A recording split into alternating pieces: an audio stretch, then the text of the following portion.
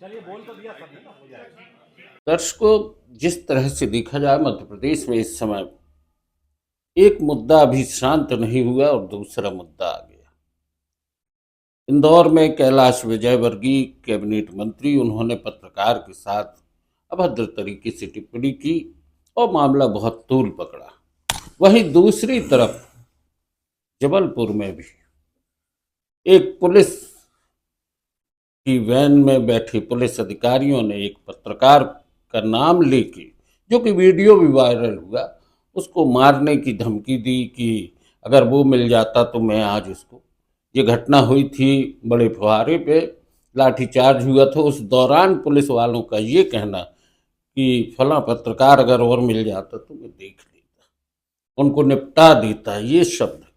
और इस पे कहीं ना कहीं पत्रकारों की सुरक्षा पर सवाल उठता है। हमारे साथ हैं विलोक पाठक जी, जो कि हिंदुस्तान समाचार के ब्यूरो हेड हैं और पत्रकार संगठनों से भी जुड़े हैं, श्रमजीवी पत्रकार परिषद से भी जुड़े हैं। विलोक भाई, घटना क्या थी? ना मुझे कल किसी ग्रुप से, वकीलों के ग्रुप से मुझे एक वीडियो आया मेरे पास, जिसमें देखा कि मुझे संबोधित करके कुछ लोग पुलिस वाले हैं वो गाली बक रहे हैं कि मैं इसको निपटा देता। मैंने उसको तत्काल संज्ञान में लिया। खतरे की बात थी, निपटाने वाली बात थी। हमने कहा यदि वो मिल जाती मान लो और मैं ऐसा फंस जाता है, इससे लाठी चार्ज हो रहा है, सिर वेर में लाठी मार दे मान लो, क्या तो जाए अपनी। तो मैंने तत्काल थाना प्रभारी को एक डिजिटल शिकायत की, वो वायरल वीडियो वहाँ भेजा, कोतवाली थाना प्रभारी मानस द्विवेदी को।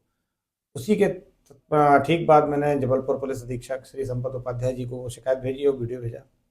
उसके बाद मैंने डीआईजी श्री अतुल सिंह जी को भी वही वीडियो भेजा और साथ में शिकायत बना के भेज दी, डिजिटल शिकायत मैंने भेज दी। इसके बाद मैंने अपने परिषद में वरिष्ठों को बताया। तब तक वो वीडियो पूरे में वायरल हो चुका था और कई जगहों से मेरे पास फ़ोन आने लगे। चूँकि अब पत्रकारिता जैसी विधा में है तो लोग अपन को जानते हैं। तो उसके बाद लोग हमको फ़ोन करने लगे, साथ साथ लोगों ने प्रशासन से भी सवाल करना शुरू कर दिया कि ये पत्रकार ऐसे हैं, इनके बारे में आप क्यों। इसके साथ ही सोशल मीडिया पे लोगों ने अपनी अपनी तरफ से टिप्पणियाँ लिखना चालू कर दी। उसको लेके फिर मेरे पास रात में वो पुलिसकर्मी पहुँचे जो उसमें थे, वो माफ़ी मांगने लगे। तो मैंने उनसे एक ही सवाल किया कि तुम उसमें बोल रहे हो कि मैंने तुमको ऐसा बोला सायरन बंद करने हो, मेरे हो, तो तुम मुझे जानते हो क्या? कहते भैया मैं इतना जानता हूँ कि आप पत्रकार हैं, बाकी का जो मैंने बोला उसके लिए मैं क्षमा मांगता हूँ, मेरे से गलती हो गई। दोस्तों, ये माफी मांगना एक ऐसी चीज है। विजयवर्गीय जी ने भी अपने वक्तव्य के बाद माफी मांग ली। शायद ऐसा लगता है कि माफ कर दें, पर बोले गए शब्द वापस नहीं आते। और इसी तरीके से ये पुलिस कर्मचारी, पुलिस के जो सिपाही थे, उन्होंने भी माफी मांगने की बात की। पहले हम आपको दिखा देंगे वो वीडियो जो उन्होंने बोला है, जो वायरल हुआ है, उसको आप देखिए। पाठक पाठक है लड़ाई का, विलोक पाठक वो बच गया उधर, वो उधर अकेला उधर जाके खड़ा हुआ, नहीं तो तोड़ने वाले थे।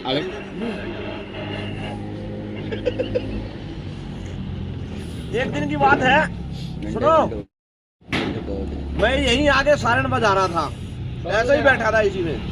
वो आया, कैमरा निकाला, बोले आपको सायरन बजाने की वो है, पावर है? मेरे में पता नहीं क्या क्या पावर है। कौन बजाएगा सायरन? नहीं बोले इसमें बैटरी जब तक है, जब तक बजेगा। मेरे में पता नहीं क्या क्या पावर है। अगर सुन, चल निकल जा, बस बहुत हो गया है, निजाम तुम्हारी अब भी निकाल देंगे हेगड़ी, मालूम है तो। खत्म, वो दिखा नहीं उसने ठीक है, नहीं वो उधर लाल टोपा था, मैं तो उसको ढूंढ ही रहा था। अच्छा, मैं बोला था ना। विलोक भाई, जिस तरीके से देखा जा रहा है कि वो बोल रहे हैं, क्या कभी आपकी उनके साथ कोई ऐसी रिपोर्टिंग के दौरान कोई बहस हुई? कभी कोई बहस नहीं हुई। मैंने पूछा भी उनसे, मैंने कहा मुझे बताओ भाई कभी वैसे।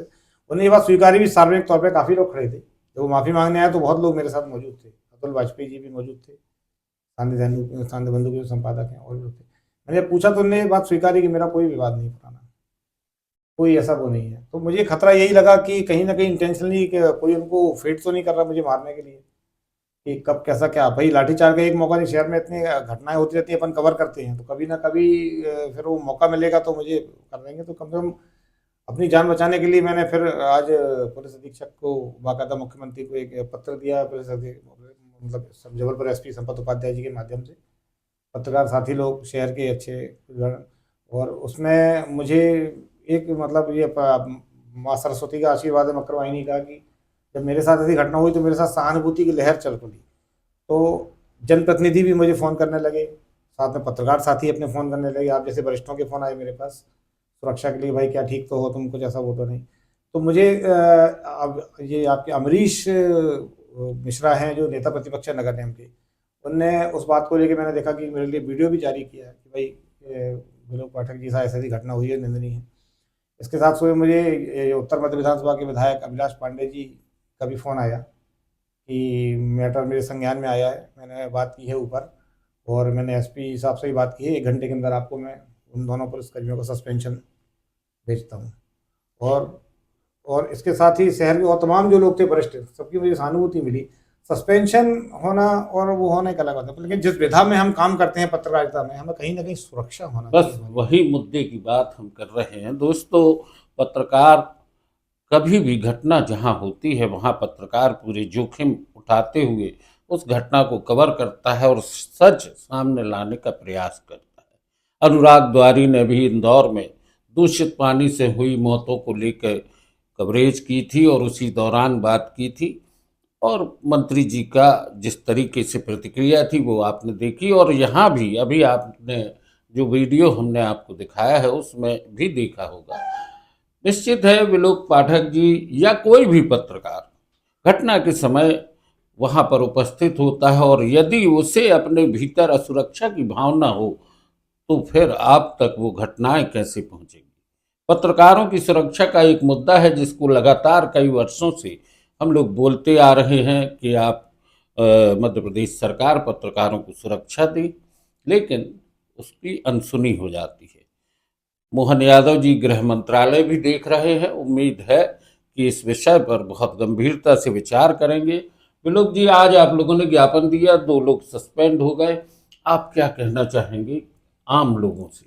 आम लोगों से कहते हैं, देखिए हम पत्रकार लोग हैं और हम भी आपके बीच से ही आते हैं। आप अपने घर में बैठ के जो चीज़ टीवी पे या अपने न्यूज़पेपर पे पढ़ते हैं या टीवी पे देखते हैं, उन घटनाओं को हम लोग जोखिम लेके कवर करते हैं। हम जैसे थे बहुत सारे साथी हैं, खासकर वो कैमरामैन, फोटोग्राफर्स और रिपोर्टर्स जो फील्ड पे दौड़ते हैं, वो हमेशा अपने परिवार का और खुद का जोखिम लेके काम करते हैं। आप जब दंगा फसाद कुछ होता है, ऐसी स्थितियाँ, विषम परिस्थितियाँ होती हैं, तो पुलिस हमेशा उस पथराव में हेलमेट और जाली के साथ होती है, परंतु आपने देखा होगा कि पत्रकार लोग कैमरा लेके दौड़ते होते हैं। आखिर जो कैमरा लेके दौड़ रहे हैं वो भी किसी के बेटे हैं, किसी के पति हैं, किसी के बाप हैं, मतलब कहीं ना कहीं वो भी एक इंसान है। तो मेरी आम दर्शकों से मांग है कि आप लोग भी पत्रकार सुरक्षा के लिए कम से कम सरकार को वो बात बोलें कि हम लोग बहुत जोखिम का काम करते हैं और बहुत जोखिम उठा के काम करते हैं। पत्रकारिता इतना आसान नहीं है जितना लोग समझते हैं कि इतना ये ग्लैमर भरा बिल्कुल नहीं है, इसमें रिस्क होती है। आपको पता है कि जो दृश्य आप टीवी पे देख के अपना ओपिनियन देते हैं कि सरकारों के लिए आपने टिप्पणी करते हैं या आप किसी घटनाक्रम के लिए टिप्पणी करते हैं, उस घटनाक्रम, उस टिप्पणी को कवर करने के लिए हम लोगों को कितना जोखिम उठाना पड़ता है। कहीं का आपने देखा कि यहाँ तक कि आपने देखा कि बड़े बड़े युद्ध भी होते हैं तो उसमें पत्रकार जाके उसको कवर करते हैं। तो हम सरकार से मांग करते हैं कि पत्रकार सुरक्षा कानून लागू किया जाए और बाकायदा पत्रकारों के हित में हम लोगों के लिए कुछ योजनाएं हैं। दोस्तों, ग्राउंड जीरो पे रिपोर्टिंग आपने देखी होगी। घटना स्थल पर खड़े होके जोखिम उठाते हुए जब पत्रकार रिपोर्टिंग करता है, एक एक हिस्से को दिखाता है, कहाँ क्या हुआ, तो एक जोखिम तो होता है। इसलिए बनता भी यही है कि पत्रकारों की सुरक्षा के लिए एक आवाज़ उठनी चाहिए। सरकार को इस पर गंभीरता से विचार करना चाहिए। विलोक भाई, आपने नो न्यूज़ ओनली व्यूज के दर्शकों के बीच चर्चा की, बहुत बहुत